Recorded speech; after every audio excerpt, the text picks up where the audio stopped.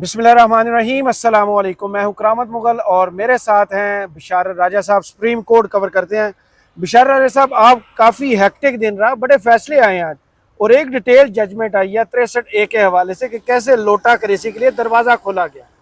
उसमें काजी साहब ने कोई लॉजिक भी दी है, पापुआ न्यू गिनी का भी जिक्र किया है। इसके अलावा जस्टिस मुनीब ने माजरत तो नहीं की थी, उस हवाले से उनको झूठ क्यों लिखना पड़ा।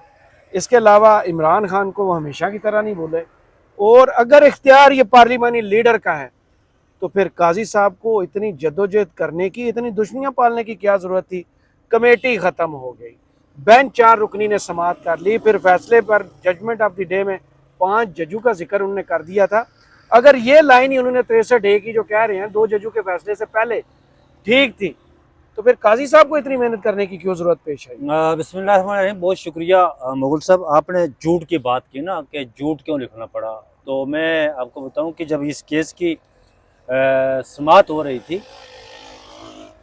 तो इन्होंने इस फैसले में रीजनिंग लिख दी थी डिटेल कि जी जो नजरसानी का केस है, आपको पता है ये 10 दिन लेट दायर हुआ था। जो मुकर्रर मुद्दत थी उससे 10 दिन जी, देर से टाइम बार्ड के खिलाफ जाके। तो इन्होंने लिखा था कि चूंकि इसकी नजरसानी केस उस वक्त दायर किया जाता है जिसमें डिटेल तफसीली फैसला आने के बाद और रीजनिंग के बाद, जो रीजनिंग आती है तफसीली फैसले में, उसके बाद नजरसानी केस दायर किया जाता है, इसलिए ये देर से दायर हुआ।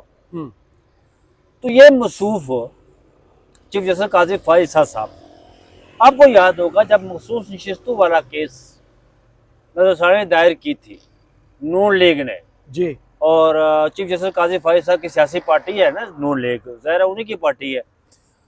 नहीं, इसमें आप हंस क्यों रहे हैं यार? वो उन्होंने रिटायरमेंट के बाद ज्वाइन करने ना उसको 2 साल चाहिए होते हैं ना यार, 2 साल सब्र करना पड़ेगा। बुनियादी कारकुन तो है ना उसके, अच्छा। ना कारकुन तो है ना, तो बस वो अब इनके देखे, इनके वालिद साहब भी मुस्लिम लीग में रहे ना, तो ये भी उसी की लीग का हिस्सा है और उनकी मदर पार्टी है ये। तो जब उन्होंने मदर नहीं, फादर पार्टी। जब उन्होंने नजरसानी दायर की थी तो उस वक्त जनाब आपको पता है कि मौसम गर्मा की तातीलात चल रही थी। तो इन्होंने जस्टिस मुनीब सुप्रीम कोर्ट में, तो उन्होंने जस्टिस मुनीब को कराची से ऑन बोर्ड लिया और जस्टिस मंसूर शाह को लाहौर से। उन्होंने कहा फटाफट लगाओ जी नजरसानी, फटाफट लगाओ जनाब। वो बताया उन्होंने, जस्टिस मुनीब ने कहा जी कि ये, और जस्टिस मंसूर शाह ने कि ये तफसीली फैसला आने के बाद हो सकती है, उससे पहले नजरसानी दायर नहीं हो सकती। तो जज्बात अपनी जगह, उन्होंने आपके जज्बात अपनी जगह, लेकिन उन्होंने कहा नहीं नहीं लगाओ, ये मफाद आमा का केस। लेकिन यहाँ इसी फैसले में वो फरमा रहे हैं कि तफसीली फैसला आने के बाद ये तो जो तजादात ईसा है ना, हाँ, अगर इन तजादात ईसा, अगर इन तजादात ईसा पर किताब लिखी जाए ना, हाँ, तो एक ज़कीम किताब कम बेश 500-600 सफ़ात पर मुश्तमिल किताब लिखी जा सकती है। सही। 2008 से शुरू करें ना तो 2024 तक, ये पहले 3 साल। अच्छा, ये चीफ जस्टिस काजी फाइज साहब है तो बड़े सियाने, इन्होंने अपना वो सेट किया हुआ था कि मैंने अगर 15 से या 16 साल मैंने मुनसफ रहना है, चीफ जस्टिस रहना है, तो उन्होंने सेट किया हुआ था, गोल रखे हुए थे कि पहले 3 साल मैंने प्रो स्टैब्लिशमेंट रहना है या एंटी स्टैब्लिशमेंट रहना है, फिर अगले 3 साल जो है वो प्रो स्टैब्लिशमेंट रहना है या एंटी स्टैब्लिशमेंट रहना है। ये इन्होंने इस तरतीब से ये चले हैं। इनकी हिस्ट्री देखें ना आप, वहां से लेकर ये पहले बिल्कुल एंटी स्टैब्लिशमेंट, फिर प्रो स्टैब्लिशमेंट बने, फिर एंटी स्टैब्लिशमेंट बने इमरान खान के दौर में, अब फिर प्रो स्टैब्लिशमेंट बन गए। और ऐसे प्रो स्टैब्लिशमेंट बने कि बिल्कुल वो हर चीज जो जैसे वो कहते हैं कि आंखें बंद कर ले बंदा, कि तू सुनिया ठीक है तो लंघ जा, तो लंघ जा जनाब। वो कहते हैं मैं कुछ देखा नहीं है, सुना नहीं है, तो कहते हैं वो ठीक है। अच्छा, ये बात हुई जो तजादात ईसा की बात कर रहे थे आप, वो झूठ से मुझे ये याद आया। उन्होंने जस्टिस मुनीब के सामने, जो जस्टिस मुनीब अख्तर के हवाले से उन्होंने कहा जी कि जस्टिस मुनीब अख्तर की हमने बहुत कोशिश की है, उन्हें हमने कहा जी कि वो इस केस में वो बैठे, लेकिन वो नहीं बैठे। सही। उन्होंने इनकार तो नहीं किया। हाँ, उनका खत पड़ा हुआ है, रिकॉर्ड पर, बल्कि दो खत। उन्होंने कहा कि इसको, अब देखिए जस्टिस मुनीब ने वही काम किया जो जस्टिस चीफ जस्टिस काजी फाइज साहब जब जस्टिस थे तो ये किया करते थे, खत लिखते थे। खत नहीं, इन्होंने खत, आपको पता है को प्रैक्टिस प्रोसीजर से पहले एक बेंच बैठा था, इन्होंने कहा चूंकि मैं इस बेंच को अदालती बेंच नहीं मानता, हाँ, लेकिन मैं इससे इनकार भी नहीं कर रहा हूँ बैठने से। मैं इसको अदालती बेंच, चूंकि प्रैक्टिस एंड प्रोसीजर का फैसला नहीं आया, तो जस्टिस मुनीब अख्तर ने वही कहा कि चूंकि मैं इसको अदालती बेंच नहीं मानता, क्योंकि ये जो जजेस कमेटी है प्रैक्टिस एंड प्रोसीजर एक्ट आने के बाद उसके मुताबिक ये नहीं बना, सही, मेरे इसको आप रिक्यूजल ना समझे। हाँ, ये बात उन्होंने की है। बराबर लिखा हुआ है उसमें। हाँ प्रॉपर लिखा हुआ, 2 खत उन्होंने लिखे। उन्होंने कहा कि मैं, अब देखिए जस्टिस मुनीब अख्तर ने ये नहीं कहा कि इसको केस के दौरान केस इसको समात कैसा बना, रिकॉर्ड कैसा बनाया जाए, उन्होंने कहा इसको नजरसानी केस में उसका हिस्सा बनाया जाए। सही, समात दौरान समात जो कुछ होता है वो नहीं, क्योंकि वो बेंच को मानते नहीं थे, दौरान समात वाली बात कौन सी थी। उन्होंने कहा इसको रिकॉर्ड पर रखा जाए उस केस के साथ, ठीक है, जो नजरसानी है उसके साथ रिकॉर्ड पर रखा जाए। फिर आपने अब देखिए चीफ जस्टिस साहब कह रहे हैं कि जी फैसले में वो कह रहे हैं कि देर नहीं करनी चाहिए नजरसानी लगाने में। 2 साल हो गए इसकी नजरसानी और अब अच्छा 2 साल हो गए जी, 27 एतराज कर रहे हैं। उन्होंने कहा 27 माह हो गए, हाँ, 27 माह। हाँ, 2018 से एक नजरसानी केस यहाँ पर पड़ा हुआ है, दायर हुई है। पिटिशन नंबर अगर आप कहें मैं निकाल के आपको दिखा सकता हूँ।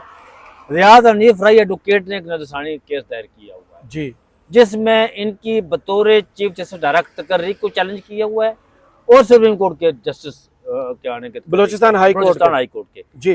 लेकिन 2018 से लेकर 24 आ गया ना, कल परसों रिटायर हो रहे हैं ना यार, 10-12 दिन ही रह गए ना, 12 दिन। 24 अक्टूबर को तो वो 15 के दिन, कोई 6-7 छुट्टियां काट लो, 8 दिन पीछे कम, मतलब 24 को तो सुप्रीम कोर्ट ने कह दिया वो, अच्छा वो बाकी बार के भांडे खड़का दो, को खाना खुना पका, लेकिन बाकी बार में नहीं जा रहे मेरे ख्याल में, बाकी बार को बुला ही नहीं रही, बुला नहीं रही। आप इतने सादे नहीं है, आपको पक्का पता किसी ने भी नहीं इनवाइट किया बलूचिस्तान। और ये पहले चीफ जस्टिस है, बदर बार है, हाँ बलूचिस्तान, हाँ पहले हैं जिनको किसी ने इनवाइट ही नहीं किया कि अलविदाई आपको रुखसत करते हैं इज्जत के साथ।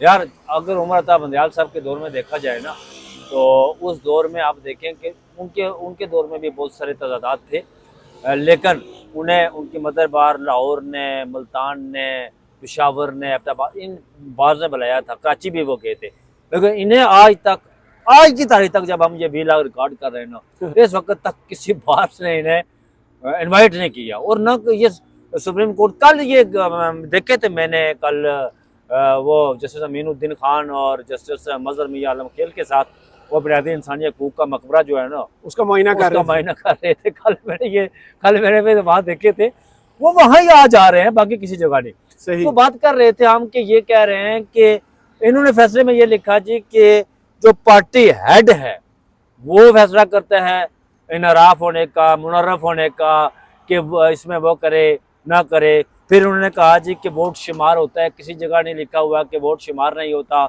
फिर आप नजरसानी की वो बात कर रहे थे कि नजरसानी जो है वो, उस पर उन्होंने जस्टिस मुनीब और जस्टिस उमर अता बंदयाल को भी याद कराया कि ये मशवरा जो है अब हमें दे रहे हैं जस्टिस मुनीब, वो मशवरा उमर अता बंदयाल साहब को दे देते तो वक्त पर ये लग जाती। वो बात दुरुस्त है, मशवरा वक्त पर लग जाती है, लेकिन मशवरा देना वो तो उमर अच्छा मुझे ये बताएं, एक तब तो कमेटी नहीं थी जैसे साहब, आप इसको अप्रैल मई में, जनवरी फरवरी में लगा लेते हैं ना, तो खुदा का खौफ करें, फिर आप धांधली वाली लगा ले। एक तरफ आप टाइमिंग की बात करते हैं, हाँ वो टाइमिंग की तो ये क्या था, एक तरफ दूसरी तरफ खुद कहे हुए को रद्द करते हैं। अभी बल्ले वाली देखे, कल लगाने आप जा रहे हैं। नहीं मैं वही कह रहा हूँ ना सर।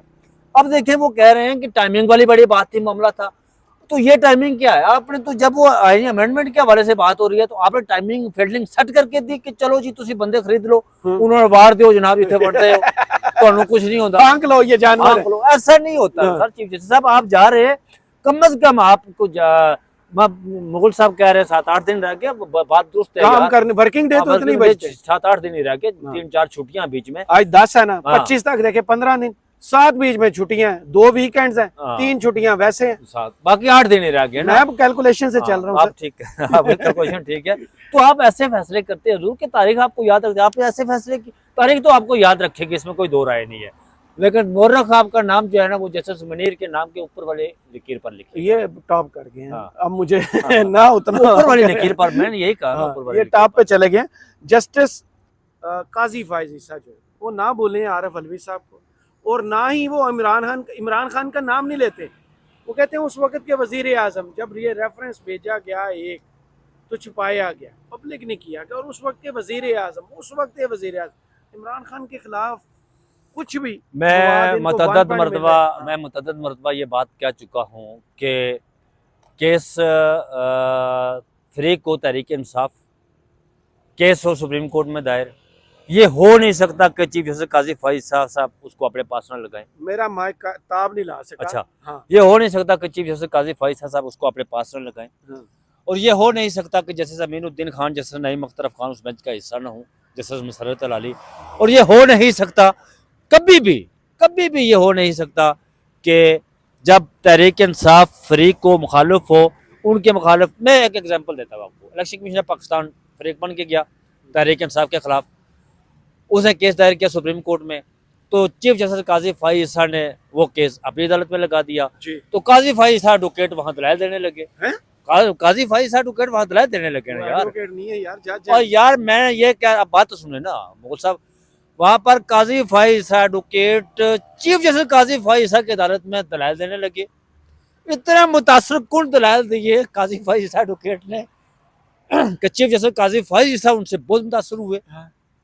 तो फिर चीफ जस्टिस काजी फाइज साहब ने काजी फाइज साहब एडवोकेट की हक में फैसला दे दिया। इतने जबरदस्त दलाल देते वो वहां पर। अच्छा। मैं इसलिए ये कह रहा हूँ कि आपको पता है कि इलेक्शन कमीशन ऑफ पाकिस्तान का वकील वो वहां पर, वो तो बशीर मोहम्मद थे वो। हाँ, सिकंदर बशीर मोहम्मद, हाँ उन्हें कहते हैं कि नहीं आपका आपने जैसे आशिया मलिक के साथ उन्होंने बदतमीजी की, जी। हाँ। लैला साहब के साथ भी हमने की। हमने कुछ देखा नहीं सुना नहीं, आप आगे आगे चले, आप आगे चले। ये अल्फाज हैं, वो आज भी यूट्यूब पर उठा के देख ले, ये अल्फाज है चीफ जस्टिस साहब के साथ। वो दलाल दे रहे थे तो चीफ जस्टिस साहब बढ़कर दलाल दे रहे थे, वो उनकी बोलते बंद करवा रहे थे ना वहां पर। मैं जो मौजूद हूँ जनाब, काजी फाइज साहब एडवोकेट मौजूद है, आपको दलाल देने की कौन सी जरूरत है यार। मिला। हाँ, चीफ जस्टिस काजी फाइज साहब की अदालत में जस्टिस काजी फाइज साहब एडवोकेट दलाल दे रहा है, आप क्यों दे रहे हैं? हाँ, और वो मान भी रहा है। तो वो मान भी रहा है। ये हो नहीं सकता। मैंने कहा जिस तरह पाकिस्तान तहरीक इंसाफ का केस हो और उनका अपनी अदालत में ना हो और वो उसका फैसला न दे, तो जिस तरह आपने कहा जस्टिस मनीब ने, आप लगा लेते इसको जनवरी फरवरी में। आप टाइमिंग की बात करते तो कौन सी किस वक्त आपने केस लगाया?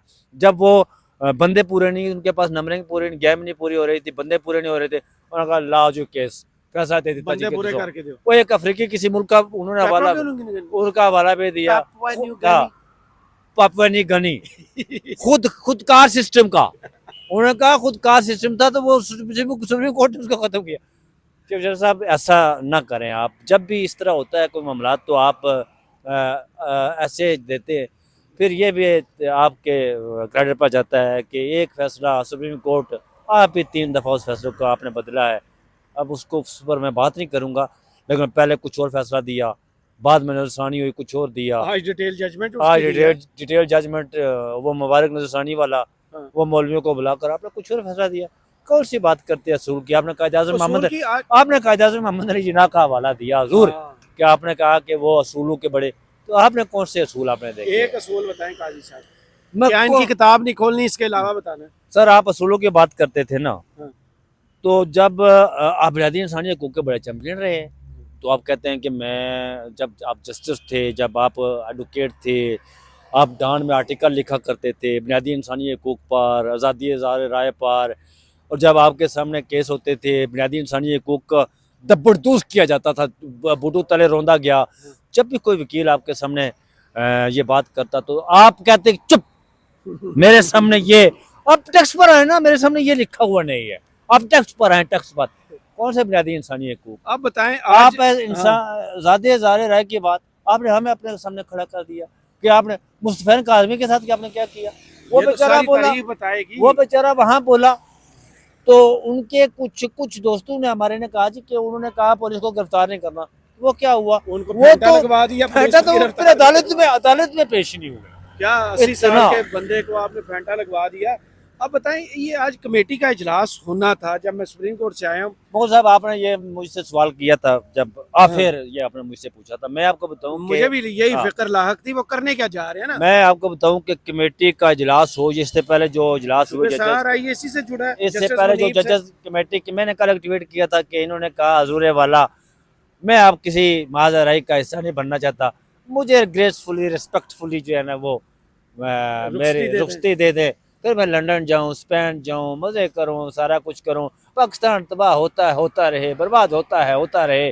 13 जनवरी का फैसला, मुल्क में जो सियासियत में इस्तेकाम है, इसकी बुनियाद तो वही है ना।